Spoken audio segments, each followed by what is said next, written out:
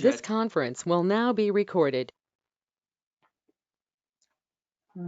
It's 2:00. Phil, I will recognize you. Just give me a second. Call the meeting. It's 2:00. Can you see who the people who are present to see if we have a quorum? Well, yes, we like to call the Pelican Preserve Advisory Committee of the Gateway Services Community Development District, February 11th, 2021 meeting to order. Chris, would you take the roll, please? Sure. Mr. Measy. Here. Mr. Grega. Here. Mr. DePonte. Here. Mrs. Phillips. Here. Mr. Schofield. Here. Mr. Sikorsky. Present. Mr. Zanter is not present. Okay. We have a quorum, I believe. Could we have a motion and a vote to include, and I didn't, Joe, or is Joe remote as well? I'm here. That was a confusion. I told her I'd be here at the office and she somehow marked me being remote, but I'm here. Okay, so I'm the only one missing. Would you Yeah. guys have a vote? Can I hear a motion? I'll make a motion that we include Phil Measy in our meeting and to be presiding person. He's presiding. Presiding chairman. A second? Okay, we have a motion and a second. How about discussion? You want to discuss this? See if we really want Well, to. we could. Do you? Let's hold it Sure. for the bar. Okay. So we'll Take a motion, Take the roll call. poll the committee for the vote. okay, Mr. Grega, Affirm. Mr. DePonte, Yes. Mrs. Phillips. Yes. Mr. Schofield. Yes. Mr. Sikorsky. Okay, Motion. thank you all. Appreciate it. I appreciate it. I had told our folks from Securitas have other meetings to get to, so I agreed with Scott Charnot that we would move that part of the agenda up to the first thing. So can we have the report?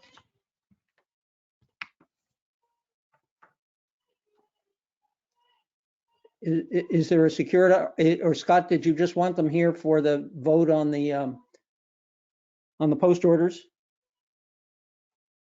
Danielle is in the meeting. She just has to unmute herself. Oh, okay. And Danielle, we're ready for you. The left room. Mhm.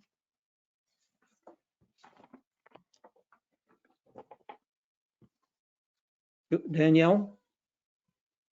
She's still muted.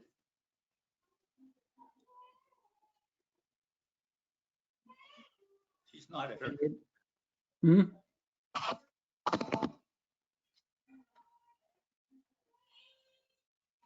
She able to unmute herself? We're sending some instructions. Okay. I'll chat her to you.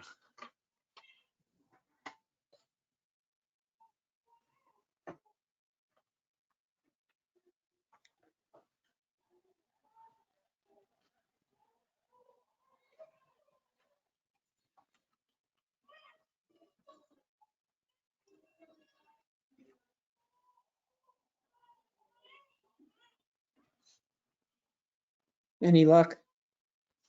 Scott, did we want to make the post order discussion part of this report? We did want to do that, but in the meantime, until we get through the technical difficulties, we probably should proceed with the agenda. Yeah, well, if we want to make the post order, okay, let's go forward with the regular agenda, and then when Danielle gets in, we can go back. Glenn, any financial report for us? No, we did not receive it. I'll forward it to you. I discussed with Scott, but I would like to mention something else. Sure. we had some emails in regards to the police invoices. And I just wanted to clarify with Ron, did we get that straightened out? I was gonna ask you. The money's there, as far as I can tell. I mean, you confirm it, you know. I sent it to Laura here. Yeah, Which I'm not clear if is she on Chris Gateway or with the, she's here. Yeah? Let's go there ask. seemed to be some confusion with the budget stuff that you sent out when the line item numbers that she didn't recognize. I Yeah, don't know. because she was quoting account numbers that she wasn't familiar. Yeah, So, I mean, I'm glad you chimed in and indicate the money was there and they had a particular account and, yeah, because, I don't know, you know, that's part of our O and M. Yeah. And as I talked to Scott about, we don't see those invoices through Pelican. They come through here, sure, they're approved, and then they get paid to the Right. appropriate vendor, which includes Fort Myers Police. And we did allocate almost Yeah. $10,000. yeah. Like I And said, I didn't I knew it understand was how we there. I spent just, that in 2 months. you didn't have it in the right account or, I don't know. I know Like I the said, I was bewildered. Laura? Hi, Laura. Laura, Making a guest appearance. I'm Glenn Sikorsky. Hi, And we were talking about the emails with the police. the police funding? Yes. Yep, Laura Leroy, business manager. I'm totally fine if you guys want to do that through the monthly replenishment. We can just have the bills directed there and you can include them in your lump spreadsheet thing. Otherwise, there's not a GL at this point to cover those costs. So it just depends on how you guys want to handle it. I guess it's up to you. If you want to just pay the bills and then be reimbursed through the monthly submission, that's totally fine. I'll have them send the bills there instead. That's probably easier, actually. I mean, then we don't have to shuffle all the funds around to make sure that there's in there, and I don't have to say, hey, you don't have enough money, or you need to move some money or whatever. You just send it, here's what we paid this month, and we say, fine, here's your money. So we'll put it through the retainer replenishment request? That's what Laura's recommending. Yeah, that's my recommendation. I think that'll be the easiest way to do it. Well, if that works for you, that's fine with us. Okay, so we'll just work with them to have the bill sent to you then instead of to us, and then you You'll guys just include notify- that in your replenishment request, and we'll just pay it that way. Is there any others like that you're concerned about at the present time? No, just that one. Okay. Because I knew. Now, will we have a record of exactly what was spent in those particular kinds of expenses? I can put something together and send that to you. Yeah, I'll do a spreadsheet with the invoice numbers and the dates and what the dollar amounts were. I think so far for this fiscal year, I want to say it's about $5,000 because I think it used up it's like $1,200 every 2 weeks, if I remember correctly, or something like that, or Well, 650. it is different. Yeah, it depends It on how is many different. hours they Yeah, work, right, but I'll put exactly. something together and send it to the group. Yeah, So you please, have 'cause that. we'd like to look, and we might. And I'm sure you're going to want to put that money back into the account. We took it out of miscellaneous, I believe. Well, send me the emails, I'll look at And it. I'll tell you where we took it from Yeah, as and well. we can work on getting. Okay. that. Okay, Well, not a thank you. problem. Sure, you're welcome. All right, that's the only Okay. thing I had on the financial side. Okay, Got copies of the timesheets that the police officers. Do you want me to submitted? send you the invoice copies? Because I can I don't know. No, the invoices are fine. Because it'll have the dates and that they were there and how many hours and how much and all Okay. that. I'll Yeah. just pull copies of the invoices. If I can't trust the Fort Myers Police Department. I'll do a spreadsheet to summarize it and I'll include the invoices behind it and I'll let you know which account we took it from. Okay. that sounds good. Thank you. Thank you, Laura. I have a question. Wasn't there a discussion about dropping back a little bit during the summer with the police? Well, you guys had a discussion about it a couple of months back. Correct. And I forwarded you some information as to what they actually accomplish by month, how many citations they give. And there isn't any obvious decrease during the summer in terms of the number of citations given. So, I mean, I have no problem. You do. I mean, we give it to them in 4-hour blocks and we give out dates to say, by the way, we'd like for you to be here on these dates. If you want to change, we can do that, but I don't see a significant difference. And maybe Glenn, once he gets that backup information, he can see some sort of a trend. I don't know. Well, it's so difficult to determine if it's working or not. Sure. Even in what time of year, so we'll watch the costs and if we see that, we can somehow reduce it, But that would be a reduced presence too. Well, yeah, exactly. Now, they also used to come in without us paying them, Well, but a very, very small amount of time. They, without this agreement, they would come in here regardless, okay? Just for normal patrolling, okay? But they could not enforce speed limits in here until we had this agreement. Now that we've got the agreement, they can come in and enforce speed limits, okay? So that's, you know, that's kind of why we did that. Now, they do pull over a lot of vehicles. If you look at them, the statistics, they pull over a lot of people. Now, how many citations they give is a different story, okay? Yeah, and that's a big question I have. They give people warnings and I'll set an example of my friend, Mr. Geppert, who walked in here one day and he said, look at this, I got a citation. And my feeling has been, people get citations and they don't pay a lot of attention to that. Or not citations, they get a warning. They kind of joke, yeah, I got a warning, you know. You get a citation, you're not going to go around bragging, I just got a $250 ticket. And I'm wondering if they're giving residents favorable treatment more so than they would be if you were on the outside of that gate. Are they trying to make friends? Or I think giving more tickets would make a bigger point. And I don't want to be forcing our residents to have to pay money, but they're violating the rules. And it's a huge concern that we're spending money to help stop that. And if the residents are creating enough of an issue about it, then I think we have support to ask them to be equal to us as they would be outside. And I've never gotten a warning in my life, so I'm prejudiced, but I think the warnings aren't helping.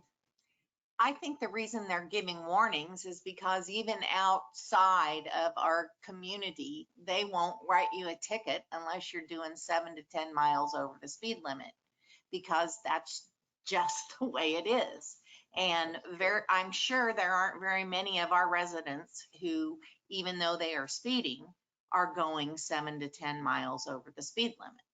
I would not debate that because I have no statistical facts, but there's a lot of stop sign running. And if that's where they can give tickets, then they should. I agree with that. And honestly, I think running a stop sign is really more dangerous than doing 10 miles over the speed limit, quite frankly. Absolutely. My husband and I came in, one afternoon in December, I think, and we were following somebody who must have had a 3 martini lunch because they ran the stop sign at Trieste, they ran the stop sign at Benito, and they ran the stop sign at Cypress Grove. But there weren't any police officers around. I think we just ought to ask them to be fair, and the number of tickets they give out should be proportionate to what they do on the outside of the gate. Not to be prejudiced against people, but just be fair. Just a couple of general comments. Number one, you can't make them give out tickets. I understand that. It's their discretion whether if they see a violation, whether they hand out a warning versus a citation. Okay, it's their discretion. You can't change that. And Teresa, you're absolutely right. In terms of speeding, it's probably closer to 10 to 15 before they'll give out an actual ticket. Okay. So that's always been an issue from the get-go, even, so we do give them instructions. We do, if we know of a particular concern in the community in an area, we do highlight that in the email traffic we send to them. For example, with the rumble strips that were just installed, a few residents complained that people were crossing to the other lane to avoid going over the rumble strip. I have seen when I've been coming up, every car I've seen has gone around them. Well, so we in the latest email traffic to the Fort Myers Police, we asked them to specifically go to that area and watch for that. Because that goes beyond speed limits. I mean, they can enforce that regardless, because that's reckless driving. Okay. But there's no line there saying you have a separate lane. There's a double line. What are you talking about? At that point, that I recall. Down Benito, there's a double line that you cannot cross. All the way to down the town Benito, side. correct. We did that some time ago. No, we painted that. I've missed that. So, we'll see. I mean, only time will tell. Now, we not to get into this whole thing on rumble strips, but there are a couple of solutions to that, like putting rumble strips on both sides of the road at the same location. Can't go around them, they'll keep going straight. Time will tell how that works out. Maybe some people thought it was hazard material in the road because they didn't know it was rumble strips, despite the fact that we've had signs up there now for 2 or 3 weeks. But like I said, if we stop the police from coming in here, we'll have people complaining that we don't have police coming in here. I agree. okay? And you can't make them give out citations. So what would you suggest? I would just suggest to the police department that, look, whatever your ratio of tickets is to stops outside, we'd like you to do that inside. And let them at their discretion determine if it's Yeah, worthwhile or not. We do emphasize, and I will re-emphasize your comments Yeah. to them. I'm hoping that through education, I'm a believer in it, that they see these rumbles. Glenn, could you lean closer to your microphone? I'm finding you hard to hear. Am I on now? There There, you go. sorry. I'm hoping education with the rumble strips, because I tell my residents, if you see this at this area and it's not curtailing what we experience in Pelican, they're going to put them in other spots. Yes. And I you're agree. going to have to deal with it. I said, you have to self-police yourself. And hopefully they will see this. And I think the rumble strips are a great idea. Let's see if we see any incident reports on that. Now that we're getting the invoices, I'll track it a little better and see if that improves. But I think you're right, Ron. We're never going to see the police go away. No. You know, I think we should, unless the cost becomes unacceptable. And we're in the Well- $10,000 a year range. Yeah, I know. And that's Now, if acceptable. you guys want that reduced, we can just tell them, by the way, we can skip weeks, we can skip days to bring the cost down. We can do that. I support the Okay. police being there because I think know. it's the impression that people are getting that we're working our butts off to help them. Yeah. And it does curtail some. I don't think everyone, but I think it's a positive step. And I lean towards, as a full community, now that we're built out, that we're going to have some stability and ownership and see this. Hey, we're always going to have new people come in and out, but hopefully stability, they'll know the rules and they'll start to comply with them more. But again, education, I'm amazed on that Facebook post, what some people ask still. Yeah. I'm amazed, but again, maybe they don't know. No, I think maybe another automatic speed sign that tells people what they're doing would be a benefit. So we have it just within one location. We'll take that up when we have my report. Oh, Then okay. we have Ron's report, right? Okay, Thank you. I think that's enough. Did Danielle get in yet? She is available. Available, okay. Danielle, do you have I'm here. a report for us? I do. And I'm gonna leave my camera off just to make sure I don't have any further issues. So real quick, I have our traffic counts here. So in January, we're definitely down quite significantly over last year, obviously because of COVID. But we're looking at an increase from January, over December, total of about 2,000 entries. So we're looking, we're at 11,141 guest entries and 67,754 in resident entries. So that's just increases on both sides, month over month, and a decrease year over year. So the other item I have is myself and Bob French are working on the budget with, we'll get those numbers to Scott when we have them prepared for next year. And I believe that is all that I had. Okay, Does Ron, anyone have anything? should we be taking up the post orders now, Ron? We certainly could. It should be a very quick discussion unless people have Yeah. questions. Yeah, okay. And I'd like to bring up one other thing, if it's okay with you, about the this new gate system, in case Right. Danielle would like to comment on that while she's still here. Okay. So Okay. first, post orders. You've gotten 2 versions of the post orders in the last 2 days. Mhm. All right. So you guys have looked at it before and have passed it. Since then, Tony Pierce recommended some more additions. Okay, so we've incorporated those additions in this version. Tony asked that you guys reapprove it for transmittal to the CDD for their approval.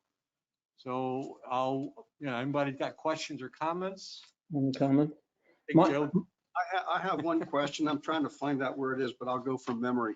Somewhere in here, I saw that contractors coming in will require the approval of the management company. And I know that I read that, but I'm not sure. Page 4 or 5, somewhere there. Scott, do you have any comment on that? Hello, Scott. Yeah, he's He's walking to coming. the podium. Oh, okay. Okay, I'm here. I don't recall seeing that, but probably most likely what will occur is after the construction gate closes, there's going to have to be a little different process when letting in construction contractors. But as far as service contractors, that's all done through the homeowners and dwelling line. That's what I thought. I wasn't sure. I'll have to find, maybe I didn't print that. I didn't want to print the whole thing, so I tried to get a couple pages. The other Only thing about 70 pages. But though. Scott, what you're saying is there's two distinctions. We can call one a service contractor and the other Construction. construction contractor. And construction contractors will only come into play while Lennar is here. Okay. After that, everything's a service contractor, whether it's hired by a homeowner or by town center or the master association. I And saw, that is distinguished in the post orders. Yes, That's the that- service contractor versus, it is not distinguished between the two because of, that's why I said there's going to have to be a modification to the instructions after the construction gate closes. And that'll be done not through post orders, that'll be done through a email. And Okay, you'll be but I see there are forms, there are provisions in there for making changes to the post orders as we go along. Is that right? There are a couple of forms that look to me like they are for amendments to the post orders. I'm going to have Chris speak on that. Hold on. Chris Santos, Castle Management, Pelican Preserve. Yes, Phil, the post orders do include a section for revisions, including temporary changes. There's no change to that in what we are proposing in these revisions from what has historically existed in the post orders. Yeah. I may have commented on this before, but when I look at those post orders and see all the things that the guards are supposed to do and remember, it kind of boggles my mind. I'm glad I'm not a guard if they really do all that stuff. they should all get a. Don't say that. We paid for it. I know. No, I agree with you, Phil. It's mind boggling. Yeah. The other Ron, didn't we at one time have a 1 or 2 page sheet that was given to the guards? Well, Chris, is let that me- correct? Yes, that is correct. There is an And- abbreviated version. Right. yeah, we're that gonna, is- once this is approved, we're gonna take excerpts out of it, and that's what's gonna go to the community. To say, by the way, this is what Right. specifically affects you and what the guard's doing. Yeah, Okay, rather than a whole thing for them to look at. Right. which That's is- the only way you can continue to do it. And correct. even with the guards. the abbreviated version, the information there is going to match, of course, what's in the larger post orders, but it will be focused specific to Correct. the normal activities of the staff and perhaps what may be of interest to our owners. You Yeah. guys will get a- And we did that previously, and I think it worked well. And, you, instead of 70 pages, you end up with 6 or 8. And that makes sense. Teresa, did you have a question? I just wondered of Scott, the people that are working on the boardwalk, they're gonna be considered to be service contractors? Yes. Okay, Mhm. Just to prove I read it, on page 42, there's a paragraph 24 is missing. Any further comments? Good for you.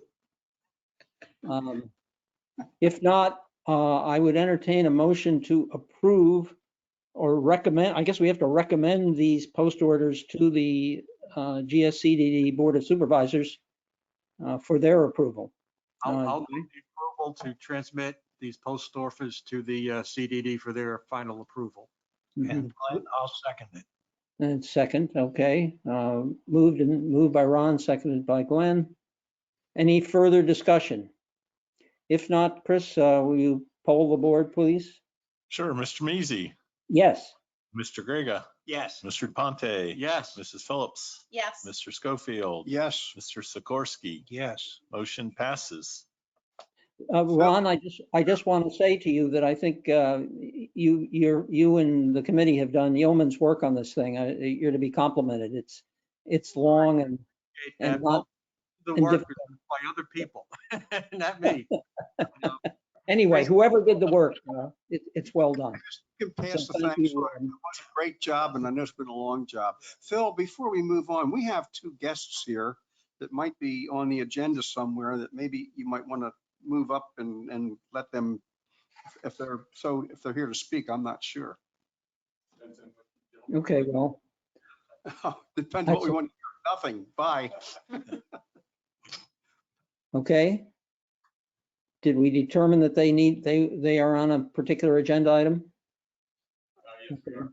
Yeah, they're going to come to the mic, Phil. My name is Okay. Mike Fair. Okay. I'm the president of Palazzo 1 and 2 Master Association. That's Frank Mignon. He's our vice president. And we came here to seek your support and hopefully counsel on turning over Palazzo Way over to the CDD. Palazzo Way is, well, let me tell you how we got Palazzo Way. Talked to David Caldwell from WCI. I'm sure you're all familiar with him. A couple years ago, when they attempted to turn the Plaza Way over to us. And we asked them at that time not to do it because of the construction that's still going on. They were tearing up the road. Then I asked them, why was it, we are the only association in all of Pelican Reserve that has its own private road. Why is that? It turns out it was some boilerplate language that they used when they put in Ravenna and Sienna. They all have private drives. Private drives in Plaza 3 and 4, but the road, so we just have an extension now of Pelican Preserve Boulevard that comes into Plaza Way, ends in a cul-de-sac, just like any other neighborhood. We'd like to have this turned over to the CDD. Scott, do you have any rough estimate of how much additional cost that would be to the CDD in order to take that piece of the road over?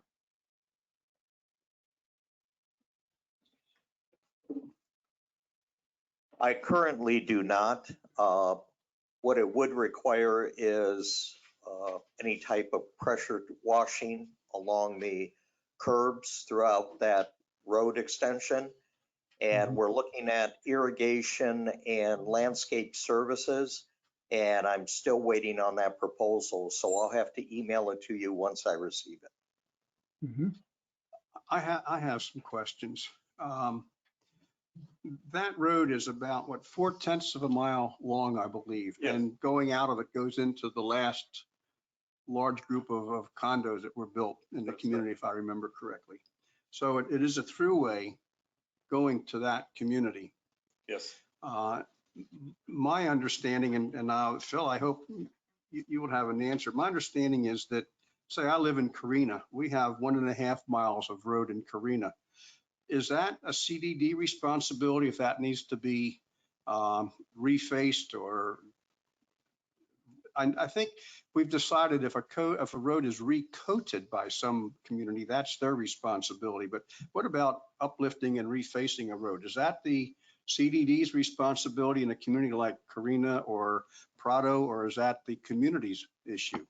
My understanding, that is the CDD's responsibility. To the extent that neighborhoods are, dissatisfied with the way the road looks and decide to do something about it, they do that on their own hook. Yeah, But I remember actual redoing of the road, my understanding is that is the CDD's responsibility. Maybe Chris can address that. Yeah, that's correct for repaving. You know, the roads are owned by the CDD. And typically, if you get into an aesthetic issue, you know, the CDD won't come in and spruce it up or coat it or repaint it. It would have to be a safety issue or an engineer saying the roadway's deteriorated.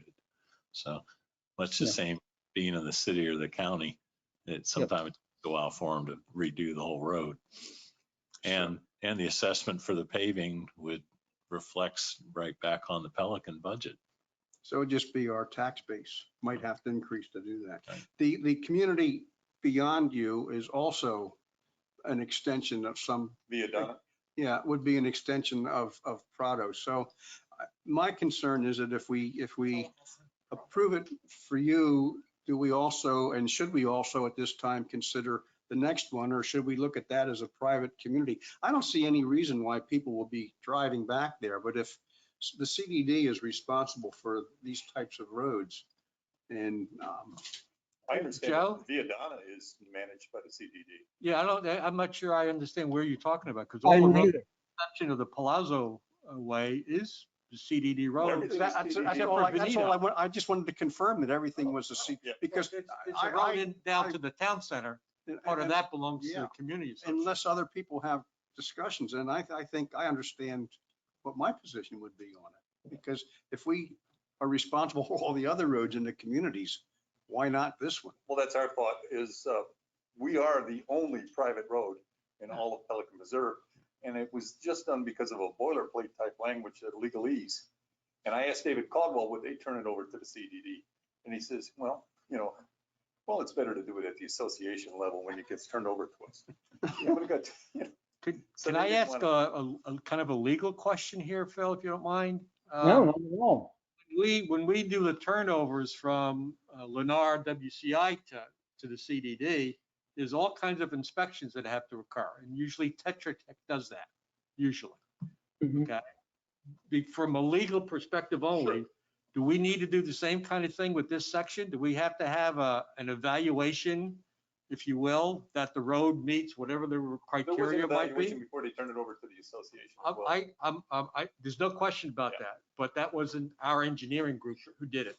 So I'm just asking strictly, I agree it should be turned over, don't get me Okay. wrong. Thank you. I'm just concerned from a legal perspective, if this gets to Tony, for example, Tony Piers is the attorney for the CDD, he may ask for, you have to have Tetra Tech provide some sort of report that says it's okay to turn it over.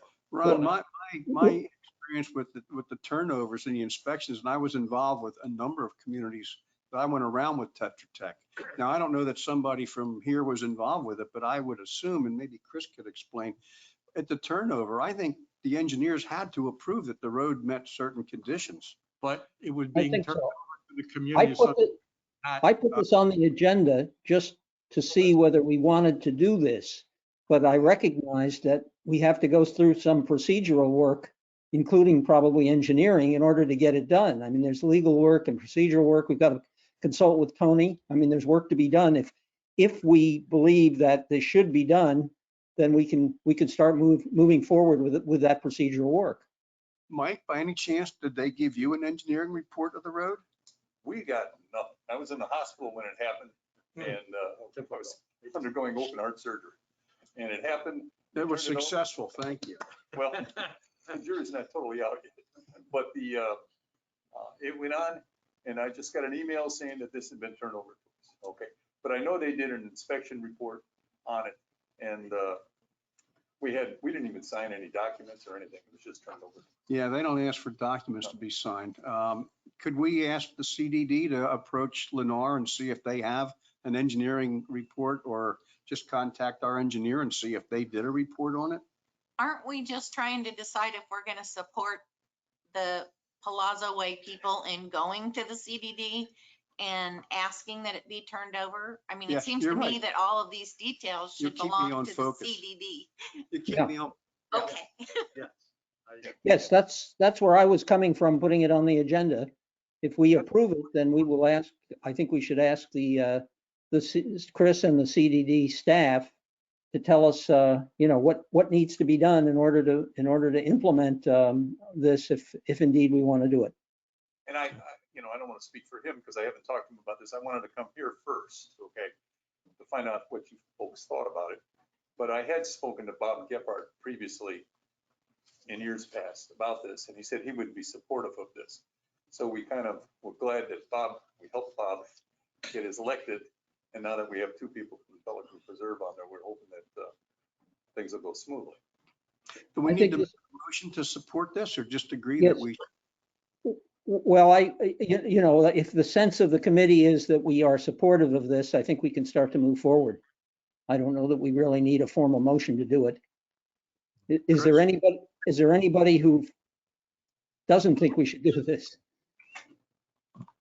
If not, I would request, Chris, that you and the staff take on the work to find out, just what is it we're going to have to do in order to implement this. Yeah, when we have a list, and it would be typical, just like accepting a road from a developer, it would have a survey and title work and Mhm. no liens, et cetera. And the one question that comes to mind looking at it, are you talking about Palazzo Way proper, or are you talking about including those parking lots? Because Parking lots. No, just the road. just the road. The Okay. road, yeah, We're just looking for the road. yeah. Yeah, because the other condominium associations own their parking lots. Yeah. And I think so it would be appropriate that Palazzo does as well. We're just looking for the road, because right now we're doing lights, we do the sidewalks, we do the, Okay, I would say we've got to go ahead, Mike, to move forward and look at what needs to be done in order to complete the job that you've requested. well, I thank you, and the whole Master Association thanks you about this, and if there's anything that we can do to help, we seek your counsel, and we'll be glad. Okay? Mhm. Yep. Thank you very much. Thanks, Mike, and thanks for taking the time to come and explain it. Yeah, I would ask that for the next meeting, that in addition to Chris determining what steps we need to do, that Scott give us an idea of how much this would increase our maintenance fees. I think relative to the entire community, it's probably relatively small. Is Danielle still online there? Danielle, you still there? She's muted. Okay. Hi. Phil, as I mentioned earlier before we got into the Palazzo discussion, since Danielle is still here and we'd like to free her up so she can go do other work. You want me to talk about that new front gate system that we got some information on? Sure, that's fine. So Go ahead. Okay, thanks. I sent everybody a copy of an email that I got from one of our residents concerning this new front gate system that they use in his community up north. It's a kind of an interesting thing. I've seen it in action up in New Jersey in a few different places. Basically, the arm goes up and down very fast. Okay, so you don't actually have to stop before the gate goes up. Once it reads your RFID or whatever tag you've got on your car, and once the car is passed, it goes down so fast that you can't piggyback behind it. Okay. So it could, in theory, relieve some of the concerns that people have voiced about backups at the front gate, et cetera, et cetera. The downside, of course, it costs money. So we're talking at least $20,000, perhaps more. We've got music playing. Sorry, that was the video showing a car going through the gate. I'm sorry. Oh, okay. All right. What I've also done is I forwarded this information to Danielle for her to take a look at, to see if she or her corporation has any experience dealing with these kinds of systems or the manufacturer. And she came back and said, yes, they've got some information, some experience. And she'd like to go ahead and relook at our front gate system to see if this makes sense, or she can come up with a few more ideas to alleviate some of the backups. Okay. So I'm going to let her do her thing. I'm not at the position now to recommend anything to the board. Okay. Especially when it comes to spending lots of money to put in a new system. but I think it deserves an evaluation at the very least. One of the comments that we discussed at the last meeting, Ron, I think the backup has slowed down. We do not have that big a backup anymore. I mean, unless there is a big function that is not a Pelican Preserve function, that's a WCI function, and it requires, you know, these people to come in that are not Pelican Preserve residents, the gates are working fine. I think, as I mentioned before at one of the meetings, it takes what, 8 seconds or 7 seconds to go through. It is a lot quicker right now than a lot of communities here in South Florida. I mean, some of these communities have a double gate that opened and everything else. John, I respectfully okay, disagree. Just this last week, there was a backup all the way out to tree line. And I don't know if you all remember back in December when I sent you my rant because I was sitting in line almost back to tree line and these trap gates were taking forever to let people in and out. And the guest gate was backed up too because they were waiting for a construction truck to check in or whatever. But my point is, it didn't give residents the option to go through the other lane. So everybody was backed up waiting for the residents. The reason that gate misfunctions is because somebody tries to piggyback. John, I would disagree. That's not always the case. That is a contributing factor. But I've gone through there and I can't tell you the number of times the piggyback gate has stayed up. And I wonder, is it coming down on me or not? And I'll drive through and then the gate will operate or the car behind me comes in and I can see in my rearview mirror by the time I get to the intersection, that gate hasn't gone down. Now, I'm not sure if it's the operator at the gatehouse that's triggered it to stay up or not, but it's very confusing and it's somewhat, it scares the heck out of my wife when I go through it. I think Because we she's can, afraid. just based on this discussion, I think we're agreed to some disagreement as to whether the system is working well or Yes. isn't working well. I Okay. would like to say, I agree with John. I don't see a problem. Secondly, I do not want to spend over $20,000 for someone to go home to bake cookies. Well, I All have, My point is, even if it takes 10 seconds from the time you pull up to the RFID until you get through the trap gate, there are 6 cars. That's a minute that it takes for all of those 6 cars to get through. And the way that the traffic light works, there can be many more than 6 cars there. I have never been on tree line with a backed up gate in at least the last 4 years. I haven't And I either, come but through that gate at different times with my office out. I leave this community a lot. So I'm not just using it at particular times. So I agree with John. I don't see where this is a big issue. So that's my, Well, and I agree with you. I don't want to spend an extra 20,000 or whatever it's going to cost to get a new gate. But there needs to be something done. well, I have Which goes an back to, excuse me, observation. let me, because we can argue about this Yeah. and discuss Yeah, it for the right. next hour. Okay, yeah, So what I've done is I've asked Danielle to take a look at the system, see if there are things that she can recommend to make it better than it is.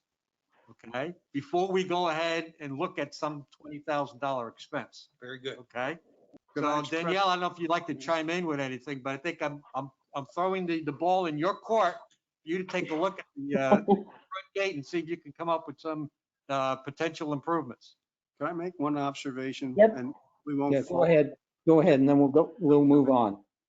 That there are cars at the entrance coming off a tree line that are either residents or guests. And if we had some signage there that said residents to the right, guests to the left, that would allow more cars into that driveway entrance. And my other concern is the fire department. What do they do if they pull in there? Do we have a system in place right now that we can enact to let them get through, maybe come through the exit gate if there's a pileup back there? That's a sure they concern. do. They do. Okay, That is good, not a problem. good. So they're the only 2 comments I have. Maybe we can direct traffic better to help reduce the time. Danielle, do you have any comments you'd like to share with us? Yeah, so I think, we've looked at these gates many times, I know in the past, even prior to me. And, just myself, I was watching the gate yesterday, just to kind of, get my own input. And the trap gate, the gate is functioning as quickly as it can with that trap in place. To speed up that gate, that second gate would have to be really eliminated, because the trap is designed for that first gate to go up and the second gate comes down. So the first gate does not go up until the second gate is down. And that's, how it's supposed to function. So that would be my recommendation, really, if we were looking at just speeding up the process. So, I mean, there's different things, and Ron, I can maybe send you a couple different things, and from our perspective, what makes sense, and you can, discuss it further that way. Let's proceed on that basis, that you, Danielle, will provide the SSWG with possible alternatives.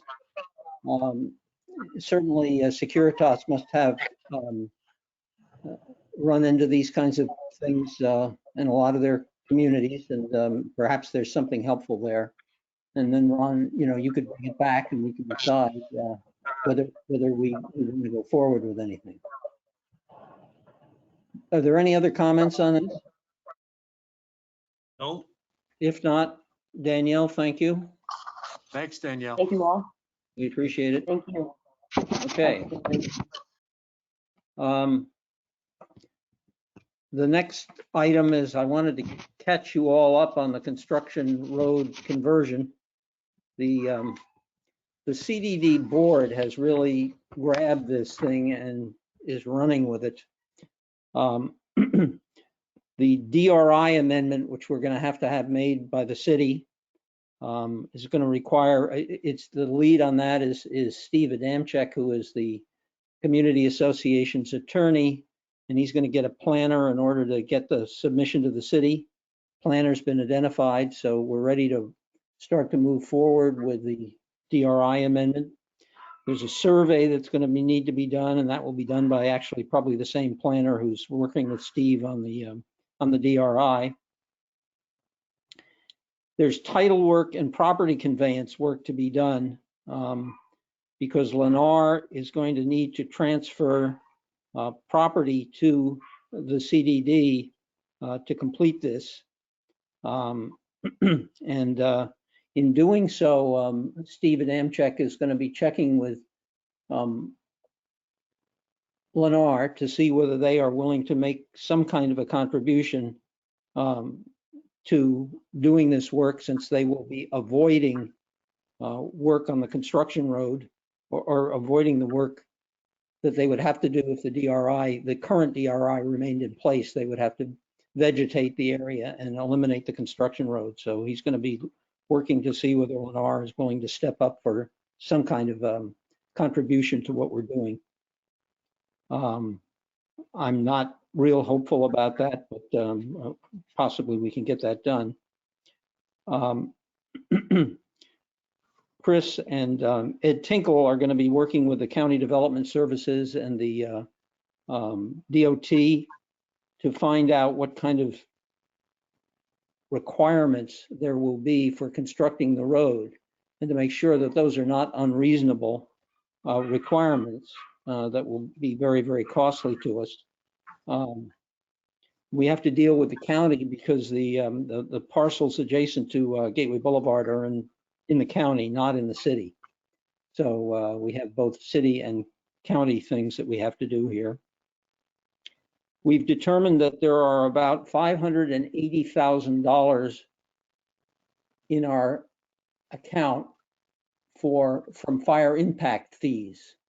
In other words, these are ones that there are some that have not as yet been sold, but these are the returns from the ones that have been sold. And over the years, some of you may remember we have made sales of fire impact fees.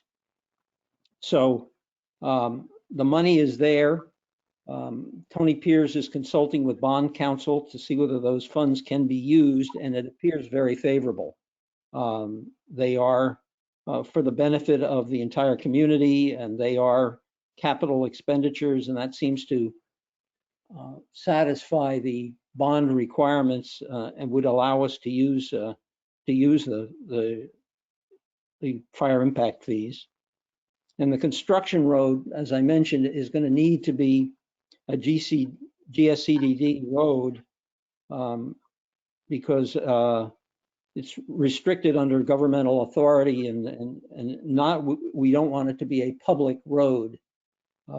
That'll satisfy the city about what the usage of the road will be. It will not be a public road. It will be, as we've tried to be clear from the very beginning, that this needs to be a private governmental road. And so it won't be used for any connectivity to the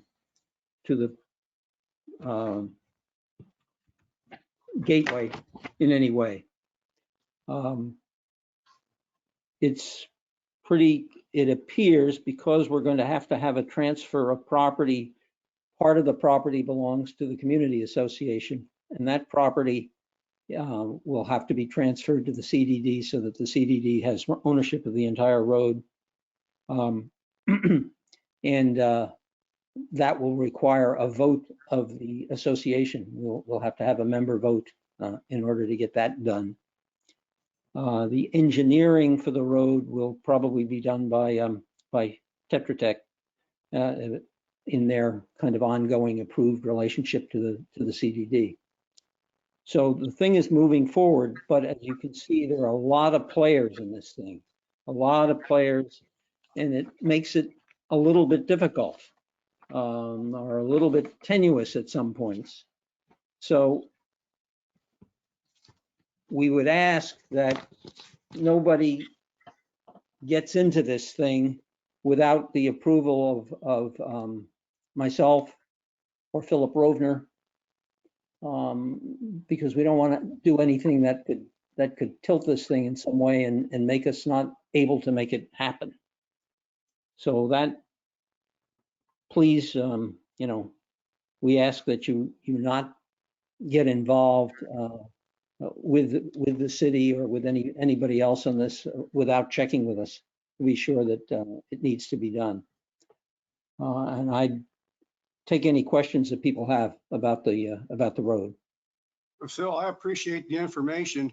Since it was brought up at the PPAC meeting a month ago, I have done some talking with people. I talked with Ed Tingle about the requirements and the engineering. I talked to the CDD about what restrictions they may have had on the design issues. I've talked to people in Prado. I talked to the HOA president in Prado and got some information from him. And I appreciate the information you've given to us. I understand that Rich Rittenberg had actually made a comment to a CDD member that talking to Lennar for funding was not off the table. And I think you've stated that also. So I appreciate the information you've given us. But I personally felt, since we were actively involved in this thing, I wanted to get some detail and research on it, and I've done that.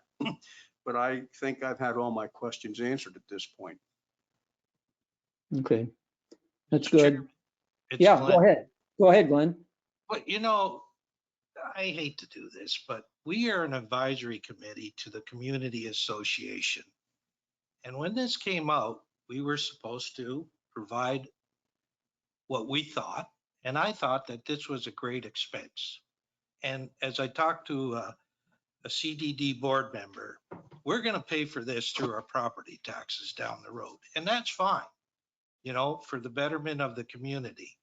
But it just, forgetting the construction road, the whole thing about us as the advisory committee not to get involved, even though we are related or in function with the CDD, sort of stuck in my craw about then what do we do? Not just this issue, but going forward. And I must say, I know the PPAC has its agenda, and what are we here for then?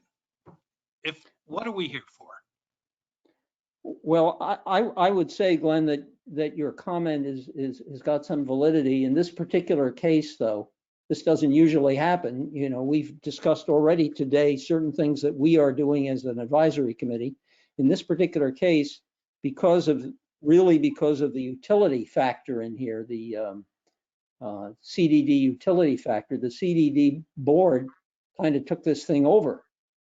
And so, frankly, yes, we were cut out of the decision-making process. I can't deny that. But this is an unusual situation that does not usually happen.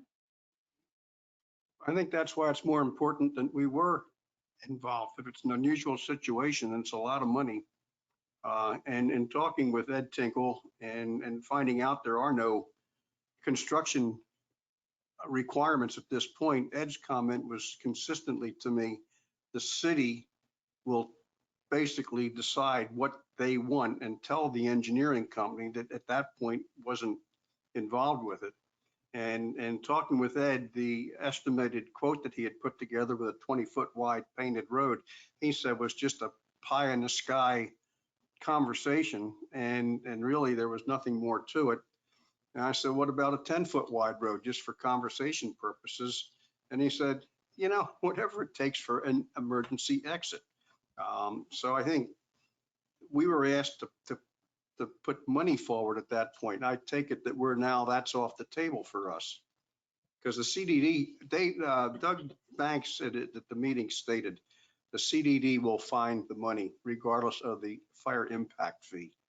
Mm-hmm. And he also wanted to appoint somebody as a point person for the CDD to get actively involved with this. And perhaps that's at Tinkle now. Maybe Chris can confer with that. He's got a smile on his face. So I'm open to listen. Yeah, Mr. Tinkle and I are moving forward. We're going to be meeting with the county DOT staff next week to see what their requirements might be. More concerned with how it goes out on Gateway Boulevard. They could ask for a number of things. Turn lanes, they probably won't. Once it gets out of the county right away, it's basically a private road. So it should be kind of open, but we're going to have meetings next week with the city and county to define those engineering requirements, which will define the cost quite a bit in the gate. So you have moving pieces with Lennar. We're moving forward with them with the engineering side. And they're moving forward to see if that fire impact fee money would be available. And I wasn't at the meeting last week, so I'm not sure what Mr. Banks said, but I've never heard anybody say that the CDD was going to go it alone. I didn't say they were going alone. He said he was going to assign a point person to it because he wanted to know more what was going on. Right. And Chris is Ed are those point people. Yeah, that's fine. I got a question regarding the construction itself. Why is it so much bigger, wider than the road is connecting to? John, it's not. They don't have a design. They haven't had an engineer involved with it. They have no idea what that road will look like, is what Ed told me. He said, I just put some numbers together to give them an idea, and I told them to get an engineer, and he said they didn't do that. Yeah. John, and I know you've asked this question before and very validly, and it will turn on the requirements that the city and county have for this road. We are going to have to adhere to their requirements. I will say this, Ed was surprised when I mentioned the fire department. He said, I don't know what they're involved with it for.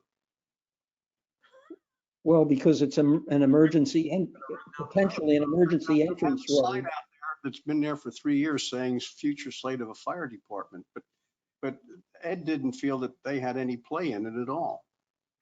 Well, we met with South Trail and City of Fort Myers fire out there on staff to go over requirements they might want to have.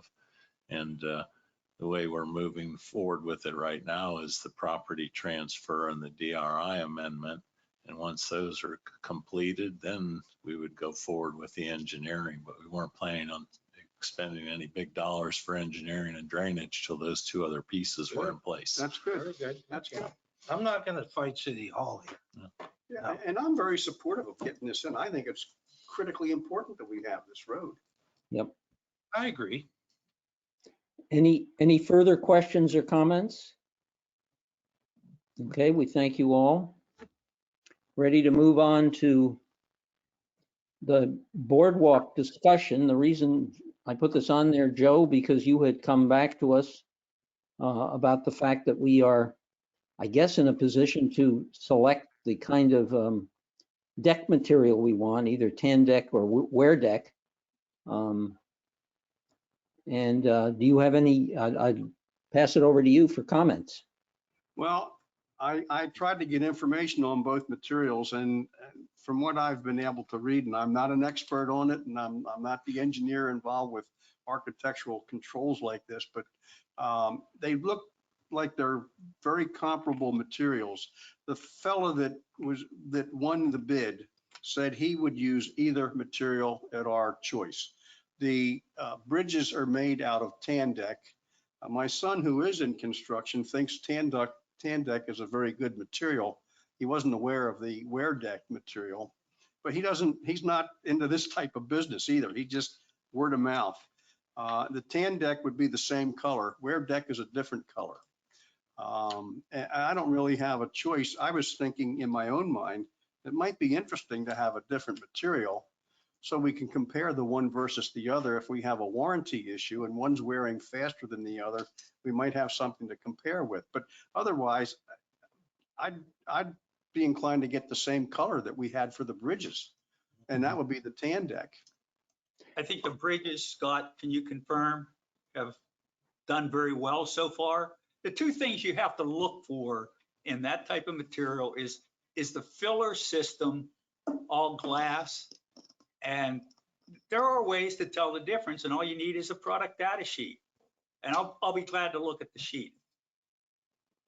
The bridges are wearing well. Mhm. So if this committee goes to the tan deck, remember that there will be a higher cost associated with that. Don't know what that's going to be. The quote, he said it wouldn't change his price. He did. He said, I won't change my price. I'll give you whichever one you want. Okay. Can I chime in here? Sure. Phil, Sure, go ahead, Ron. I had a discussion with Tony Pierce. Yeah. It happened to be on a different subject, and I'm not exactly sure how we got involved with talking about this boardwalk, but we did. And I talked about the tan deck versus the wear deck, et cetera. If we wanted to make the change after the contract was awarded and there was no cost involved, can we just do that? And he gave me the legal answer. Good. I don't know. Mhm. Okay. That was the question I was about to ask Chris, whether we're in a position to influence that choice. In the bid package is a whole process involved with making any changes to the contract once it's awarded. And you Yeah. have to follow the process. The interesting Okay, thing. so it's not as simple, oh yeah, tell the contractor because we asked, use, tan deck. It's Well- not that simple. So whatever we decide to do or would like to do, we got to go through the legal guys, and that'll dictate whether it can happen or not. Well, we ought to follow the legal. That would constitute a change order, correct, Chris? Correct. Yes. And it'd probably be more appropriate after the contract's awarded and the board approves it, then you would get into discussions with the contractor. about Sure. it. I mean, What there's if all we kinds of did- things you want sorry. to talk about after the Well, contract's awarded. understand the material was not specified till after the quotes were opened and accepted. There, that was one of the issues that we got into. So the material wasn't in the quote. It was They didn't mention tan deck? They did not ask the contractors for some reason. Our engineer did not ask the contractors for what material they were quoting. And they went back after the fact and asked for, oh, what material are you quoting? So And they whatever you quoted want. tan deck. Well, one guy quoted tan deck, two guys quoted wear deck, and the guy who quoted the wear deck, and we said he had the bid that we would recommend, said he would use either material. It didn't matter to him one bit. Price would be the same. And it's basically what they specified material, but or approved equal. Correct. And that's what it was. It wasn't we didn't specify the Doesn't matter. material. Yeah. So it sounds to me like we ought to wait until the contract is officially awarded, which is at next week's CDD meeting, as I understand it, the CDD board meeting next week. And then if we want to make changes, we could go in and make a change. Yeah, I'll be attending that meeting if you want me to represent or say anything, or just let the board on their own. Yeah, I would leave it to the board at this point. Very good. Very good. Keep your Is mouth. are there any other comments on this, on the boardwalk? We obviously went through this at great length a week or so ago. Put your mask on. Yeah. Okay. Had 2 shots. All right. We'll move on to the next thing. Chris, do you have anything that you want to report to us? No, I've just been doing some behind the scenes work with a license agreement with Sienna. Some things that they wanted to see to use their property for staging, and we'll be bringing that to the board next week along with the construction contract. And we hope to have everything ready to go. So within 3 days of that board meeting, we can issue a signed contract and notice to proceed. Good. And is the license thing pretty well nailed down? Yes. Good. Good. Any questions of Chris? If not, we'll move on to Scott.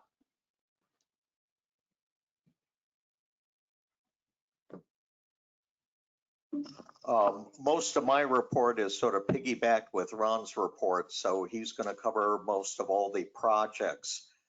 Just wanted to remind everyone on this boardwalk project and the bridges, the initial engineering was done in 2017. The budgetary RFP was done in August of 2018. So there were preliminary pricing provided in that engineering study. So again, that was not the final engineering that needed to be done with construction drawings. That was just a preliminary report. So between that preliminary report, we went from redecking at $396,000 projected. And that comes from 2017 engineers to what we're at today, because all the stringers, railings, we have to take it down to the piers. So the project started as redecking at 396, and we're close to $1 million now. So, and that's what's happened over 3.5 years. That's all I have. Any questions? We made a good choice. Yeah, I think we decided that for safety's sake, we really needed to do that. Okay. Any questions of Scott? Okay, we will not have a ponds work group report. Doug is not with us today. Move on. Ron? Okay, couple of quickies, hopefully. Before we get into the existing construction projects, I don't know if it was the last meeting or the meeting before that, you guys approved the purchase of a new speed sign, provided that Scott provided John with a cost estimate to buy a more capable speed sign that could be used potentially to provide violation information, etc. I understand that Scott did that, and it's much more expensive than the sign that we're trying to buy. And I'm looking at John right now. John is satisfied with that? John, are you satisfied? Or do you want to tell us what occurred with regard to that? I don't really, the difference between the cost and writing more tickets, is it worth it? I agree. It's not. Okay, and we legally, we aren't allowed to do that anyway, because I checked that out with Tony, so. we Which get that. it sounds to me like we approved the purchase of the other one at that meeting. So I think we could go the second time, so we could go forward with that. Okay, I got the council guys nodding their head, yes, they're gonna go do that. Okay, great. Okay, sounds good. All right. Construction project, quick update. I think you've seen some of this already through the community. The Trieste crossing is completed. The Cypress Grove crosswalk is completed. The speed limit signs are in. That's at the end of Palazzo, the 15 mile per hour speed limit signs, and the rumble strips have been installed. Okay, so we made lots of progress in the last 30 to 45 days, and Scott has something he wants to add. He's moving to the podium.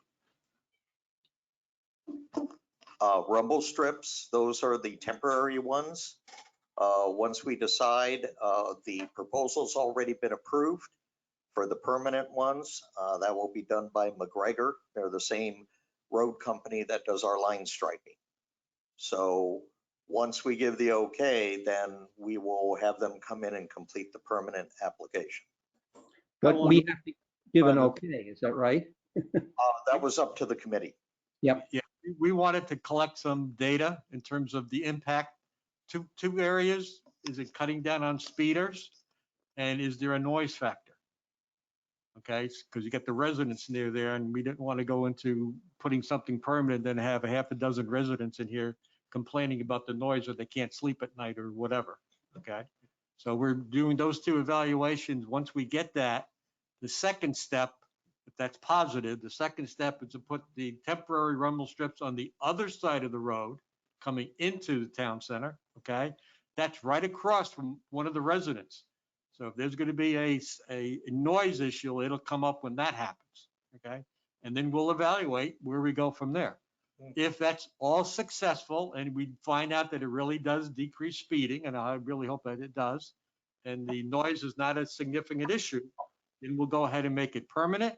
And then we'll come to you guys and Tosh talking about, do you want to put it someplace else in the community? Okay, so that's kind of where we're at. That's how I understand it. Good. All right. I did get an email from one of the residents in our community complaining that the golf cart drivers are driving through the preserve area too fast. Now, anybody who's been on that walkway around the preserve knows there's a couple of speed bumps there over near Sienna. And they were installed by, I don't know if that was Lennar or WCI, Yes. based on the transfer of ownership or management responsibilities of some of the preserve area. This particular resident indicates they're not efficient to slow down golf carts. They're going through there too fast, and we indeed need to do something about it. Okay. I don't know whether we need to do anything about it.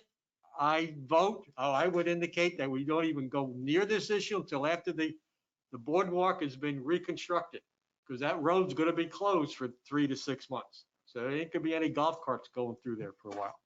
And then when it reopened again, we'll talk about it some more.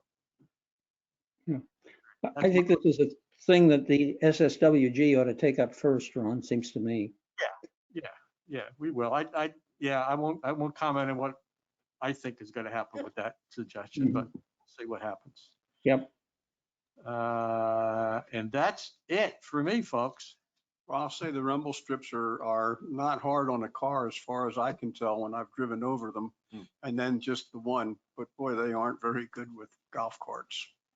Golf carts have to really slow down to go over them. Well, golf carts have to do no more than 15, But even though they can go 20. Golf carts are doing 18 miles an hour. Yeah, well, There's some that are jazzed up, but you can't go over them at 5 miles an hour in a golf cart. And I haven't done that yet, and we'll see. We'll see Try if that becomes an issue try with it. golf carts. The Maybe cars, I think they work beautiful, but golf cart. Well, are they slowing the cars? No, the cars have been going around them. Wow. Yeah, And the golf carts are now driving off to the right going up. And you know, I went there when they were putting them in and I talked to the guy. He said, these aren't going to work, man. He said, cars are going to go to the left and the golf carts are going to go to the right. And that's what my experience has been.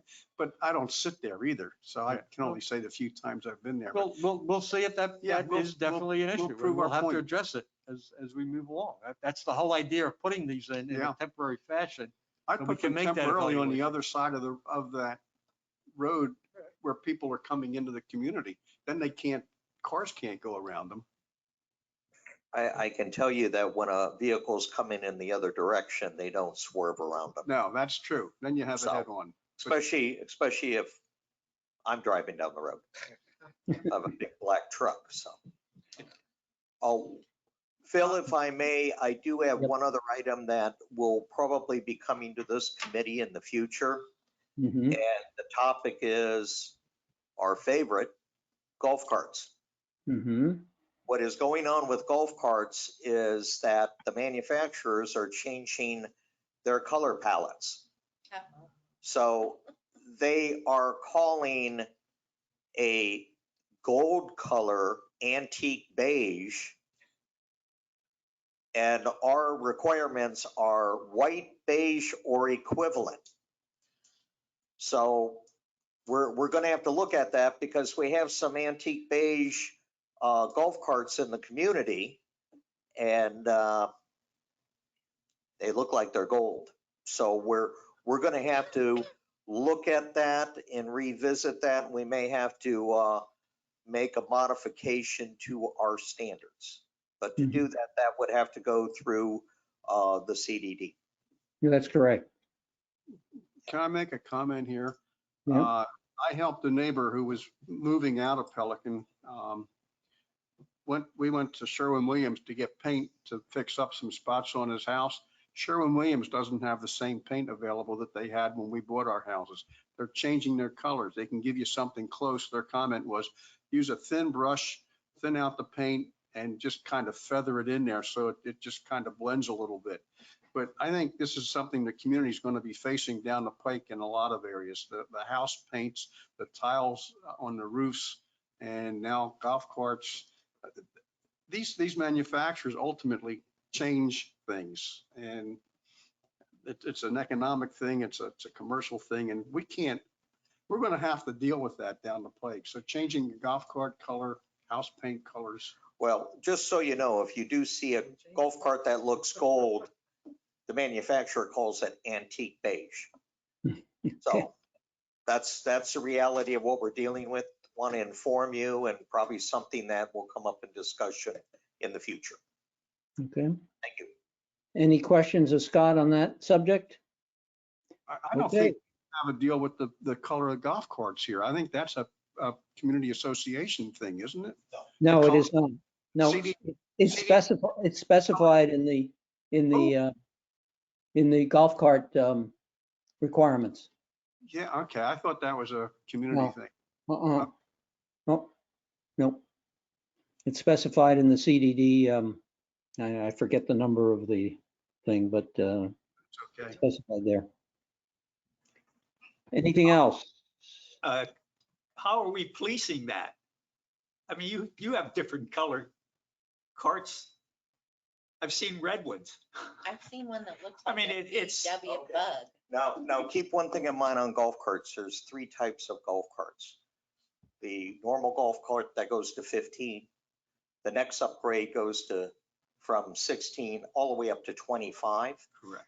And then there's the low speed vehicles from 25 to 40. Wow. Every golf cart, sometimes you can't tell the difference. The red ones, the black ones, the blue ones, those aren't even registered with the HOA, or I'm sorry, with the district, and they're not registered or approved. There are some low speed vehicles like that black golf cart, black and red. That's a low speed vehicle. That goes up to about 40 miles an hour.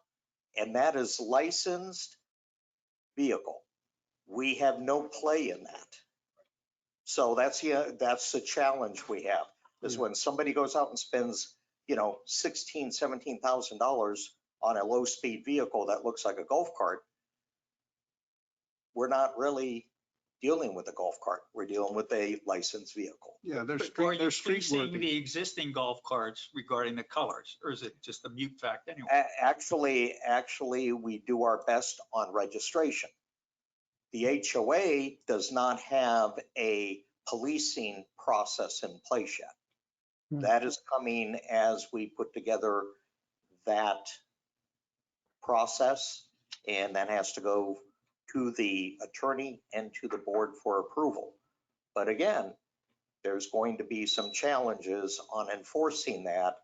That's why I'm bringing it to this committee, because going forward, it's good to have processes in place, but we have to look at, is it enforceable as we go forward? Glenn here has updated my card.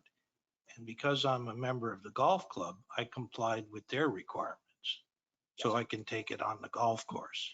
And that's the requirement that was set by the district and that we follow when registering carts with the community. Ah, It has to be white, beige, or equivalent. That's the problem, because now the manufacturers are antique beige, which is gold. So They probably called the beige color champagne. at one time they did. so I Well, can card out to like a Mercedes Benz or something? No, we wouldn't approve it, and nor would the golf course. You can leave it in your garage and do that. Yeah. okay. Keep in All mind, right. the other golf carts around, they have not been approved by the district to use on district roads.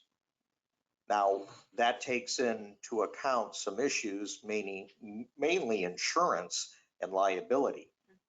And the reason there's an insurance requirement is to protect the golf cart owner. If they have less insurance than what if they change their insurance once they present it to us, and if they get into an accident, it's going to cost them dearly if they don't have the right insurance on their golf cart. And Tony even told me that's why we do this, is to protect the golf cart owner in case there's an accident. While we're talking, may I ask, you've had these golf cart registration stickers, which is a great idea because it gets done quickly. What percentage would you say of the community has used that so far? I can honestly say I have no idea. Well, thank you for that. You're welcome. The- There is no way. To your point, Glenn, there are a significant number of people who don't register their golf carts. I think that's the reality. Yeah, you And- don't see the stickers. Right. We have wrestled with this problem before. And in fact, I think we even at one time had people on the town center staff going and looking at the golf carts and putting notes on people's carts Yeah. if they needed to register them. And we'll continue to do that. The Right. challenge is getting them to do it. Yeah. Although how many carts have we registered so far? I think we're in the range of 300 to 400 right now Yeah. for this calendar year. Yeah. I think we were close to 700 in 2020. Oh. Yeah. Can you say that again, Scott? Because I couldn't hear it. We're close to 400 registered Yeah. as of now, and last year we had a little over 700. With the growth of the number of homes and golf carts, the new owners are registering them. Good. What we find out is some of the existing owners are not, so we probably have 900 golf carts in the community. But there's no way to verify that number. We can only verify what has been registered. Any other questions of Scott on golf carts? Okay. Let's move on to the CDD meeting attendance schedule. Joe has got the next one. There's one on the 4th and another on the 18th of March. We have somebody who can pick up the 4th of March. That's a Thursday. Can we attend those remotely? Yes. Yes. Okay. I'll Yep. take Okay, Teresa, you're going to take that one? Yeah.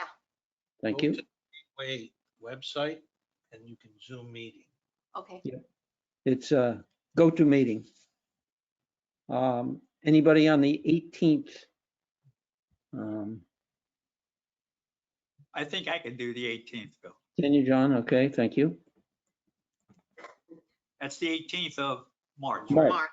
March. Joe's got the 18th of February. You've got the 18th of March. Teresa on the 4th, John on the 18th. Okay. Thank you for that. Okay. We will move on to any comments. Committee member requests and audience comments. Has our audience disappeared? Yes. They departed after we expedited their business. I have one Okay. question, Scott. Sure. Regarding the golf carts, I am sure that the club knows how many golf carts are registered at the club. I don't know if they know that. They only know who has paid trail fees. All right. Yeah. So, I mean, does that number correspond any close to what you have? Oh, no. I would have to check with the golf course, but we would have more than they do. Well, I'm sure you do. Yeah. But what I'm saying is there's probably only 50% that are at the club. Yes. Might be more than that, might be 60, 70. But you're right. At least let's get an idea if they're registering at the club, how many I are can check with registered Dave. and that I'll they check know. with Dave. Because they have a sticker on, Yes, right? But You have to that's- have a sticker. but that's only the golf carts that are actually used on the golf course. Many of our owners drive up there and use one of the club carts. True. Yeah. Because they don't match the specifications that the golf club has. The golf, They don't pay trail fees in advance. Right. they don't pay trophies. That's the Correct. only, that's Yeah. the only thing that the club Yeah. requires. Yeah, Well, John- unless they're allowing other carts onto the golf course that are, they're not. No, they're not. So if you don't pay trail fees and if your current home golf cart does not meet the standard, then they have to use one of the club carts. True. John, what are you getting at here? I'm, We do want to know what the max, would like the golf carts registered here at Pelican. right. I mean, and is there any way to reinforce it, knowing what you know at the club? No. I mean, I'm not getting the connection between what we know at the club and reinforcing. I'm a little slow. I guess the question to Scott is, if it's registered at the club, do you know that registration? Is it? We do not. Okay. They're a separate entity and they're owned by Lennar, so we don't have access to their information. I would say, however, that generally the registration that we do usually is done at the same time by the golf club. So that's probably pretty close, I would think. It would be pretty close, but that's only the group period that we're actually registering all the golf carts. I mean, right. we'll Yeah. have 3 or 4 every day now. Mhm. that come in. They just come to you and to the office and you do it there. Is that right? Yes, we try to schedule it between 1 and 3 on Tuesdays and Thursdays, but we still get walk-ins. Mhm. Okay. Are there any other committee member requests or comments? And I just had something short. Sure.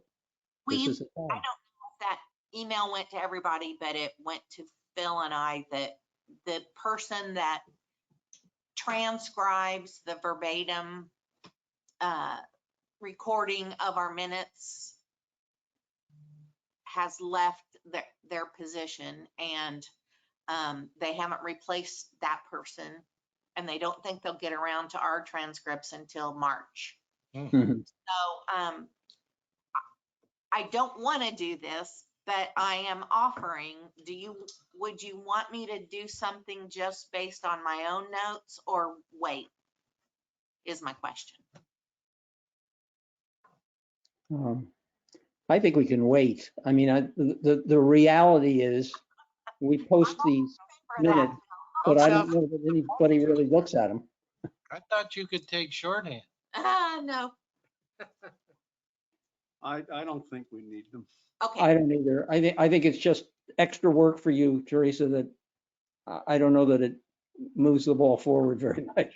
okay, great, because God knows I don't want any extra work. Go Mr. play Chairman, another round of golf, you know. Okay, I have a question for you. There was a blizzard of emails in regards to looking at transferring payment of invoices over to the community association. And one point you brought up, and I want clarification, is this committee, the advisory committee, considered a government entity with our association with the CDD? Yes. Yes. Are we on the ability to go to then the state of Florida and ask for exemption on invoices that we're paying on our assets in Pelican Preserve then through the AC? Chris, I'm looking at Chris. Well, I was gonna say-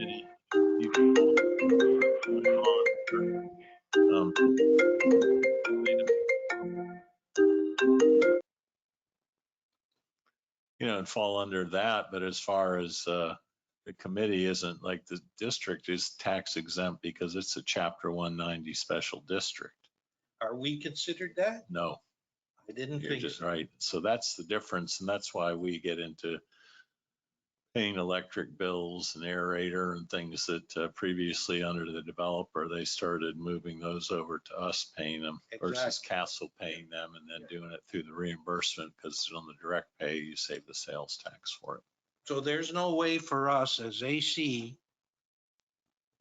or the AC versus the CA getting that exemption. Because the community association would have to qualify as a nonprofit charitable organization, Correct. And they don't. and they don't. Right. Right. So I guess it's now, I know Phil Rubner was asking a lot of questions about that. Have you discussed that with him, Phil, since that point, or is it a moot point now? You're on mute. You bring it up and I will circle back. I appreciate that. Thank you. Because I'd like to see us somehow get away from that 6.5%. Anything we can get the CDD to pay, we're out of it. Well, like our security agreement, they're charging us on that 30 grand a month, 6.5%. Mhm. We can't stick handle around the Florida state income tax or sales tax rules by saying that. You got to be careful there. Oh, I agree we need to be careful. I don't know what expenses we can tax our community for, but the CDD, if we're under the CDD, then I would think the CDD could perhaps pay for those But things we and don't take it have- out of our funds. But we don't have that exemption. It's The not- CDD has the exemption. Yeah, but it's not a district asset is probably what the difference is. And the district isn't, that contract is with us. I'd have to look into it a little closer, but Okay. as a professional service, maybe there are some things that are assessed sales tax regardless of. Well, I don't know why we wouldn't get the same exemption because we're spending the CDD's money. Yeah, that's what I'm thinking. It's a taxpayer's money that's going to the county and coming to Well, here. it's CDD taxpayer money. Right, Not right. community association taxpayer. No, money. no, it's a CDD. Yeah. The county collects the funds and gives it to the CDD. That's And correct. basically And what that's we where the get- money comes from to pay Yeah. Securitas and all these other So people. our budget, the money that we have in the accounts for Pelican is actually CDD money. Mhm. And they And just I fund thought it. the contract was awarded through the CDD.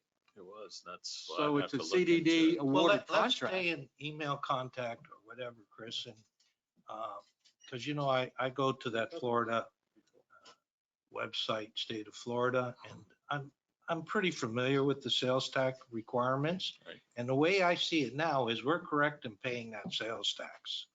But if we can do something, especially on those FLP bills and those, the security bills, we could save ourselves 6.5% a year. Right? Yeah, I'd be happy to look into it. And we can also, pose that same question to Division Economic Opportunity is the ones that regulate the special districts. So, or the Florida Association of Special Districts, I could pose that question to their council. Well, thank too. you. And see what their opinion is. Yeah. It's certainly worth doing. It's a no lose proposition, right? Yeah, because we know we're not going to be able to transfer those assets to us, Right. that exemption, Right, right? right. There's no The transfer of community assets. association does not have that benefit, but we should because we're governmental an extension of a governmental agency. Yeah, well, you know, even our name though, committee, But it's an advisor. I mean, that's the whole thing that I have is none of this money that's in our budget is P-PAC's money. Right. It's CDD's money. Yeah, and we actually are an extension. We're working at the grace of the CDD. If they said we don't want you anymore, we're toast. Exactly. As we know, tax law, we can guess, we can assume, Talk to lawyers. but yeah, so we'll work together on that. Aren't we under their insurance policy? Yes. That all? Yeah, Glenn, if you would work with Chris on that, that would be great. I'm going to. I think that's what Pick came that out. up. we'll Yeah. Start with Securitas. That's a good example. Yeah, that's a big Poster one. child. You know, Yeah, that, The landscaping contract, is that, it falls? in well, this they do category? labor, so they're not Right. charging us sales tax. Oh, okay. Okay, it's exempt, but Okay. the big one is Securitas, right? Yes. And Mhm. FLP, then we could go after that too. And that's the two bigger ones. Okay, Okay, thank you. I think we Good should plan. get a raise. am I gonna get a raise? Yeah. You're gonna double your salary. Sure, nothing times nothing is All nothing. right, there you go. Give you a big But bonus. The retirement bennies are great, Glenn. It's really terrific. Just remember, number one's the most important one. We need Okay. 50 That's cents for Mr. DePonte for withholding for his payment today. Yeah, I agree. Yeah. Okay, any more committee comments, requests? We No. don't have an audience, I'm assuming. Chris, we don't see anybody out there? No, there nobody are no there. chats and no public. No, okay. So the next meeting will be March 11th, a month from today. I would entertain a motion to adjourn. So moved. I'll second. That's seconded. Are there any objections? Hearing none, the meeting is adjourned. Thank you all for attending. I think we made some good progress today. I appreciate it. Thank you. Thank you for the update on the emergency road. And it's 3:36 PM.